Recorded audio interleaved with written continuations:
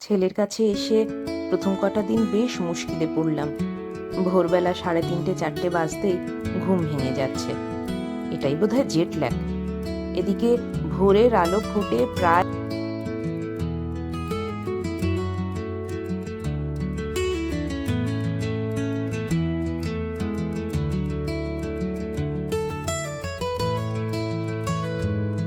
একদিন সকালবেলা চায়ের কাপ নিয়ে বারান্দায় দাঁড়াতে মনে হলো কেউ যেন তুলো উড়িয়ে দিচ্ছে আকাশে।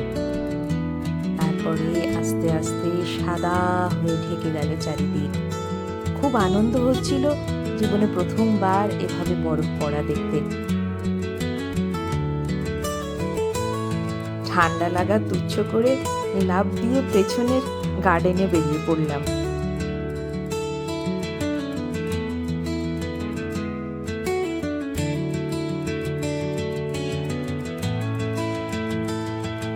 ছেলে আর ওর বন্ধু মোহিত দুজনে মিলে বলল, চলো আজকে একটু বরফে তোমাকে নিয়ে বেরোই। তাদের সঙ্গে বেরিয়ে সেদিন চললাম সিটি সেন্টার।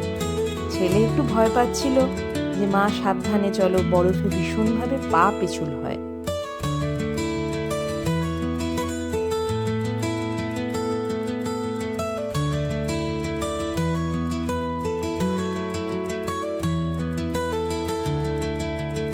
ডারহাম শহরে চলাচলের জন্য দেখলাম ডবল ডেকার বাস অথবা ক্যাব। যাদের নিজেদের গাড়ি আছে তাদের তো ঠিকই, আমাদেরকে চড়তে হলো বাসে। তো ইচ্ছে করেই ওপরের উঠে পড়লাম ডবল ডেকার বাসে, যাতে চারিদিকটা একটু ভালো দেখতে পাই।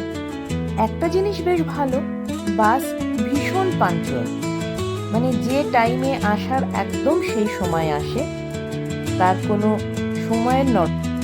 শহরটা অনেক পুরনো, তার যে যে বিল্ডিংগুলো আছে সেগুলো দেখলেই বোঝা যায়, এবং সবই প্রায় পাথরের তৈরি। খুব উঁচু কিছু নয়, বেশি হলে দোতলা থেকে 3তলা, খুব কম। শেষে একটা ক্যাফেতে বসে একটু কফি খেয়ে আমরা বাড়ি আসলাম।